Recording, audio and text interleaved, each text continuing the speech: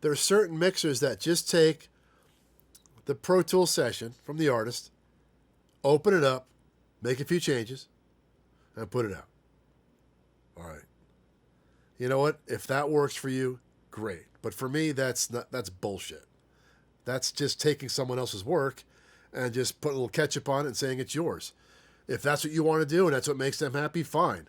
But I much prefer to take it down to raw audio files, listen to their rough mix. If there's certain sounds built in, great. But I don't want to be dealing with their building. I want to build my own building. I don't want to just take the elevator up to the penthouse, put a flower in the corner and a new couch in here and say it's mine. Fuck that. That's not Chris Lord-Alge mixing your record. That's Chris Lord-Alge listening to it. I'm not here to redecorate it. I'm here to build it from scratch.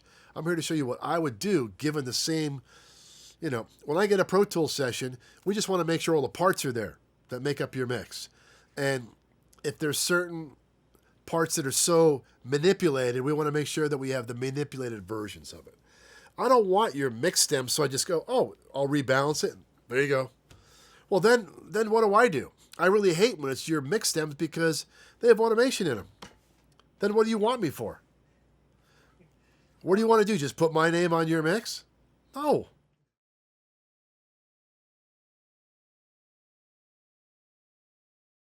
And we take it from this big, whatever it is, down to a fixed 48 track size and mix it from 48 tracks. And we make it 48 tracks with the least amount of compromises. It's like I take all their slave reels and put it on two 24 track machines. I mean, that may sound stupid and simple, but that's what I do.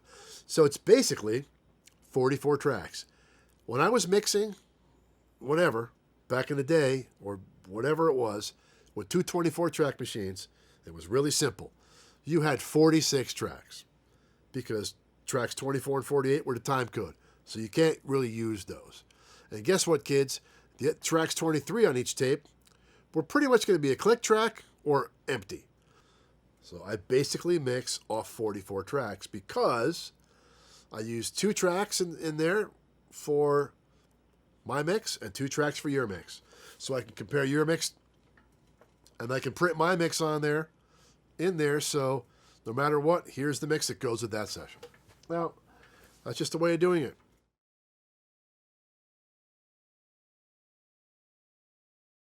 No, there's one formula for every song. It's really simple. Find out what's there, find out the heart of the matter, find out what makes them happy, and make it work. The formula is always the same. How you deal with the problem is similar too. How you address it, that's what changes every song. But if you don't organize it, then you're spending more time organizing it than making the song work. We're in the era now where guys are running over 250 tracks. There's so much little sawdust on the table that you can't even see the wood anymore. A lot of guys will just keep overdubbing and forget about the parts they already have on there and add more on top of it. Oh, one more kick drum. That'll make it all good. We already have 5. Oh, one more to make it brighter. I'm like, just turn up one of the ones that's there or EQ it or whatever. I think half of the shit's laziness. Oh, add one more snare in the bridge. Why? Because the 6 you have there aren't working? Add another shaker on top of the other 7 I have. Add another keyboard lick, or add another bass. I mean, really. How about look at the parts you have? I mean, music shouldn't be... Look, I know that having 300 tracks or 500 tracks or whatever, it's all good. Do whatever you want. If you want to have, if you want to have each part be 8 tracks because of effects or 5-1 panning, whatever, go for it. But I think things get really complicated and you lose track of the song because it's spread out so far and wide. Now, is that just the old guy's opinion? Well, whatever works. My freaking track record speaks for itself, okay? And I really give a shit about what you think the old guy says. What I'm telling you is that, if you can't manage a song, what are you really creating there? What kind of art are you really creating? Are you creating a junkyard or are you creating a masterpiece?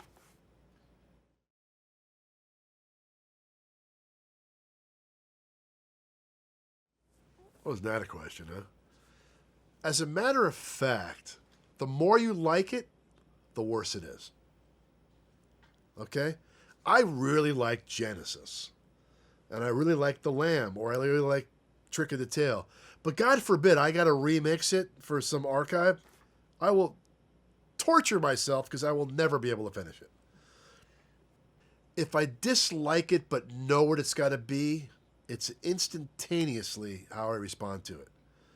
Once I'm done with it, I usually will like it more than when it came in the door, because I've dressed it up in a way that it's palatable for me. But I don't necessarily have to be, oh, if I don't like the song, I'm not mixing it. What the hell is that? As a matter of fact, if it's completely not my taste, that's the perfect song for me. Because then I bring something to it that would not normally happen. Well, let's give Chris a freaking rockin' AC/DC 80s song. Okay, great. Well, if I like it, obviously if I like it, it's going to come out great. I'm not saying it's not going to come out great. And I'm mixing bands that are throwbacks or right up my alley or stuff that I like or grew up with or whatever. That's all I have. That's just so automatic. But if something I listen to goes, oh God, really? Do I have to do that? No, run. Can I go home now? And I'm sitting here going, all right, let's do this. All right, let's figure it out. If I feel like a beaten man because I have to solve the puzzle of something I really don't have a taste for, it comes out great. And you know what? That's what our job is. We are here to make art shine, not here to judge it. The best thing we can do is take something that needs our help and friggin' make it happen. Not just something that, well, that's his sound. Let's give him something that's his sound. Well, I really hate when it's just my sound they're giving it to me, because it's like, really? No, I understand. So hate and love, there you go.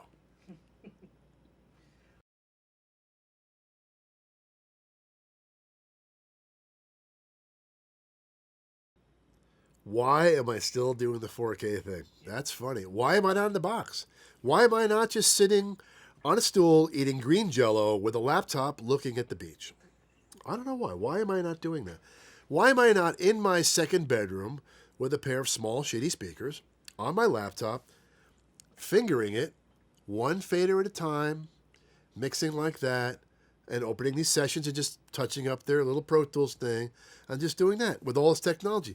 Why stick with 30-year-old technology, right, by an antiquated piece of gear that you can't even get parts for at this point?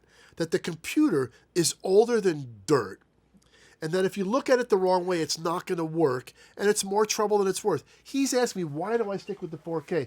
It's really simple, because nothing is ever going to beat it, okay? Because it works. Well, Chris, we have plugins that emulate it. You can do all this in the box. Well, guess what? Enjoy yourselves. And guess what? I can do it in the box too. And I endorse the SSL plugins. Here's a simple fact. When they came out with this mixing console, this console was designed for one thing and one thing only, for mixing and making music. Really for mixing, but for tracking, recording, overdub, for making music and for mixing music. Bob made it happen. All of us guys that made it happen know what it's done. Now, they made more after, but they came with the E, and the G Plus is the pinnacle of the mixing console. Simple automation, snapshot total recall. What could be better? I can do whatever I want. I can take a picture of it and get back to it. And I can get back to it right now in 15 minutes. So let's go with all the pros, okay? It's real simple, okay? They made the best machine for mixing. Is it an Eve? No, it's an SSL. Does it sound like an API? No, but that's not the point. It's how you drive it. I can get in a car, I get in my SSL, I get in the left lane, and I win, okay? I can be creative, I can do my thing, I can play my instrument, I can manipulate it, I can be part of it. We are one, and I can control it, and it takes what is in my brain and turns it into a mix.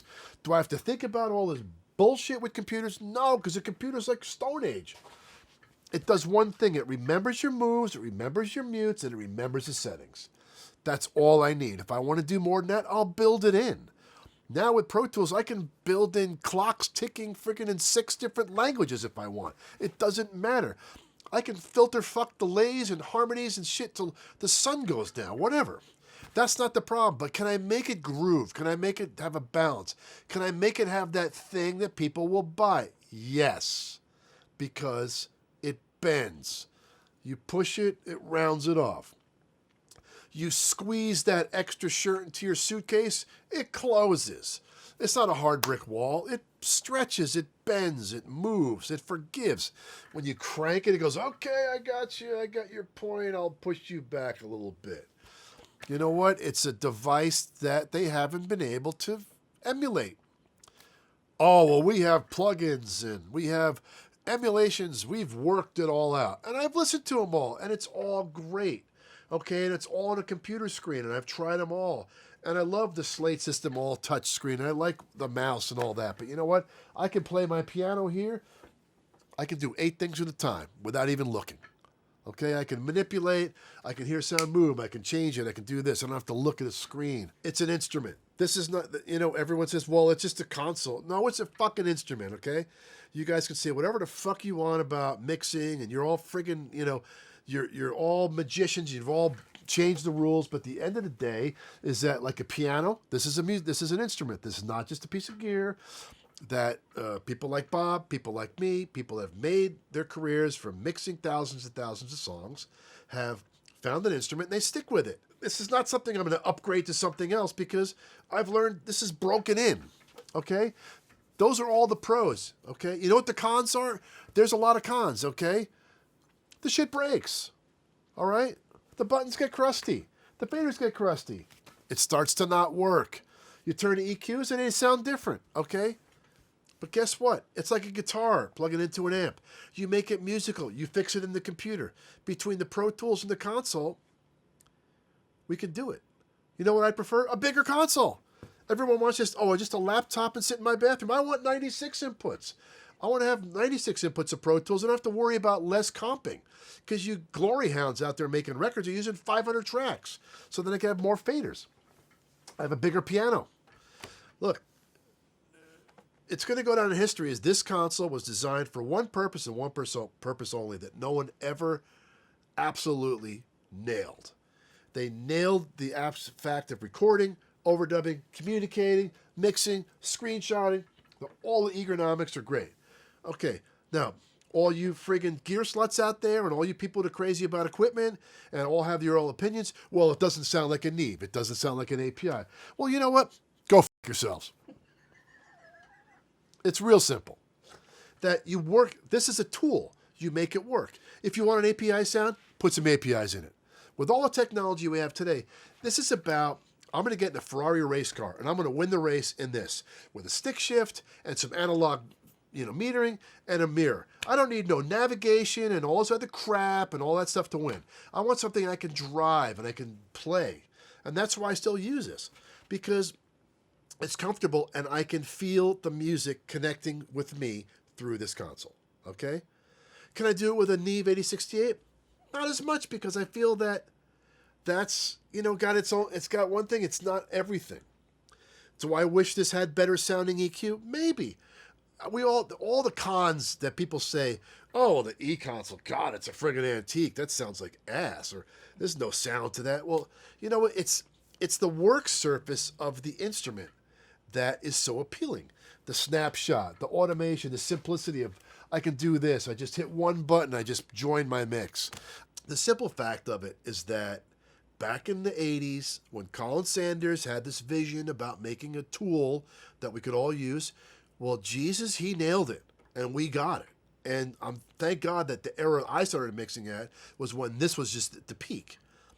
Now, I don't see giving it up because I don't want to give up the sound. I think it's the most musical sounding thing in the world that I can make anything groove on this. I don't care what it is, okay? I can make it feel like something. That's why I have an SSL, and I'm going to stick with it.